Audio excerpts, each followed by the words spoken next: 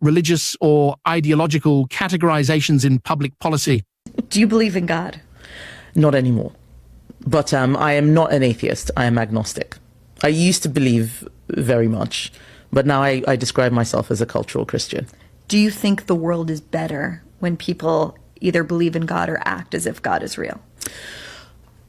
I don't think it matters so much. It matters what they do with the belief or the lack of belief. Kemi Badenoch's journey is a remarkable story of resilience, determination, and leadership. Born in Wimbledon, London in 1980 to Nigerian parents. Thank you so much. I welcome you to Apostolic Insight. I'm your brother, Great. This, our beloved sister in the United Kingdom, I'm talking about Kemi, who said she does not believe in the existence of God, but called herself a cultural Christian. You can see the contradiction. What have Christians got to do with it when you do not believe in God? But this lady needs our sympathy and not criticism, not attack.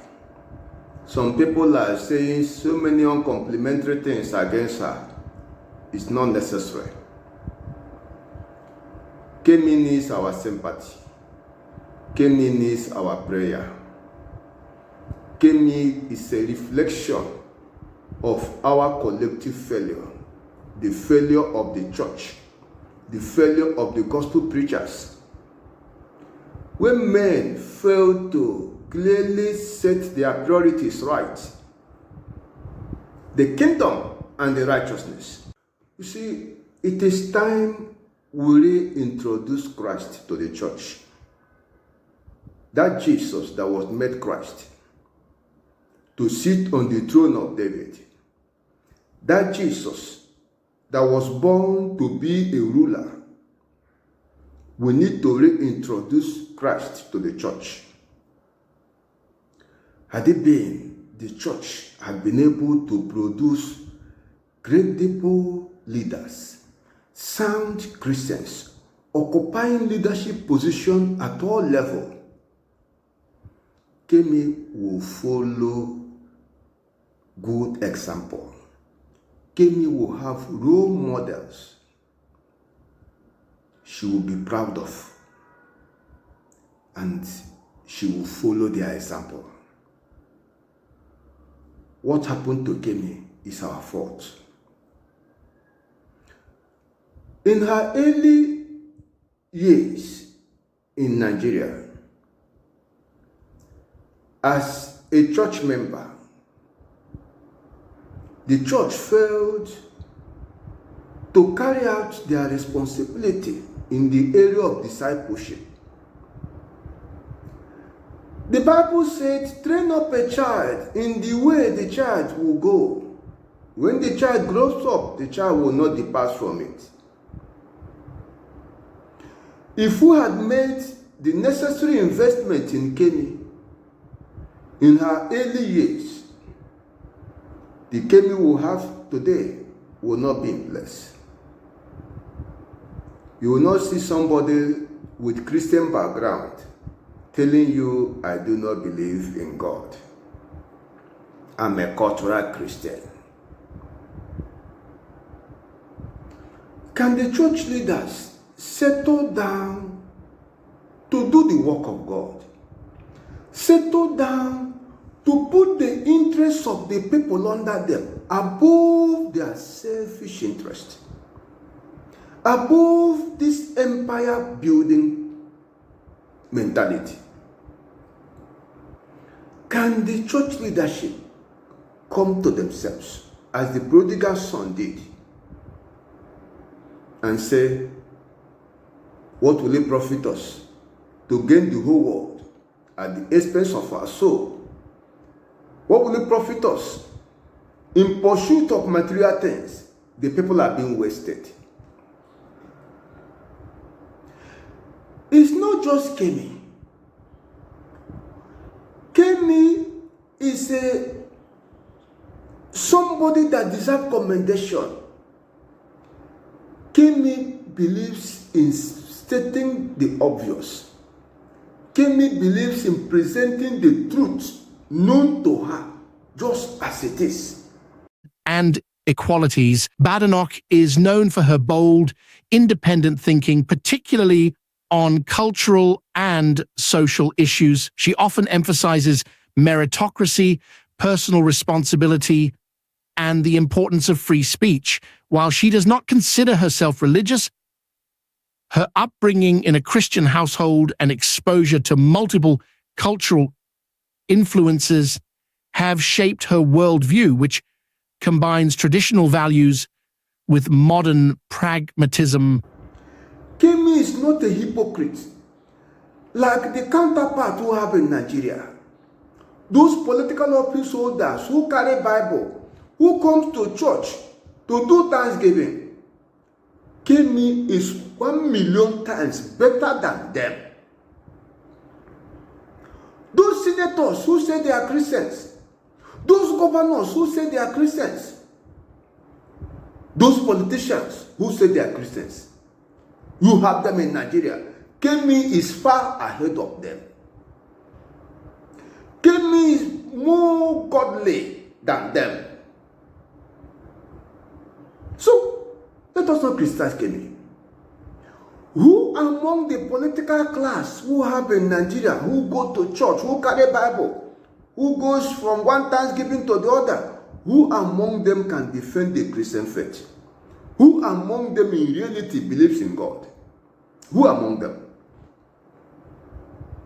So, that is the challenge. Is it because they are hypocrites, deceiving themselves, carrying Bible, coming to church for Thanksgiving, when they know their involvements, that of a truth, they have nothing to do with God? There are many pastors who are preaching, but Kemi is far better than them. Because it does not matter that they are carrying Bible. By their involvement, those things they do in secret, they too do not believe in God. Those who are using the sheep of God's pasture to feed themselves, they too also do not believe in God. Men who collect tithe and offering and use it to build their empire, they too do not believe in God.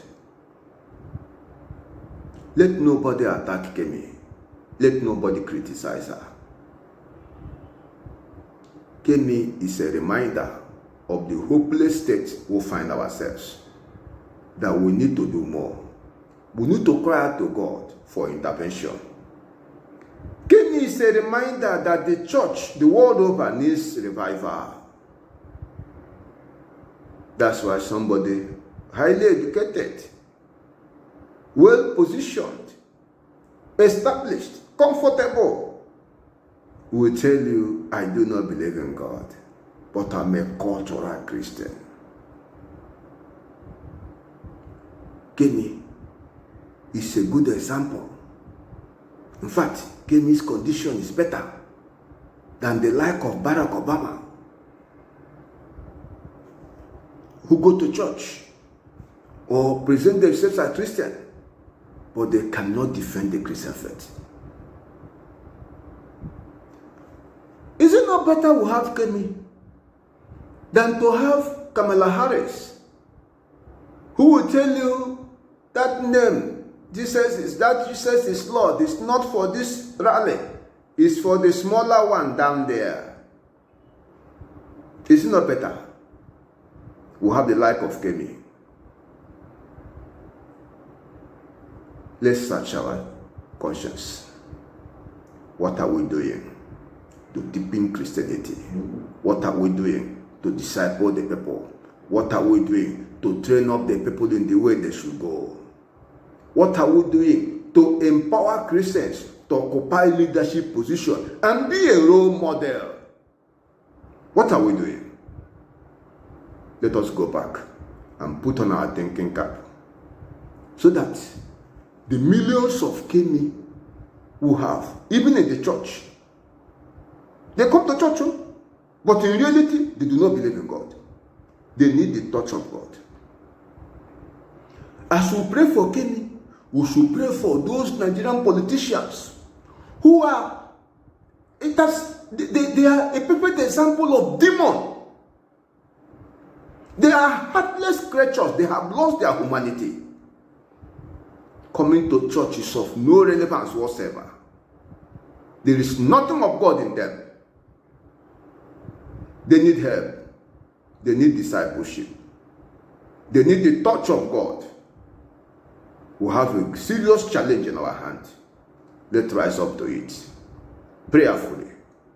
The time to begin is now. Thank you so much for your time.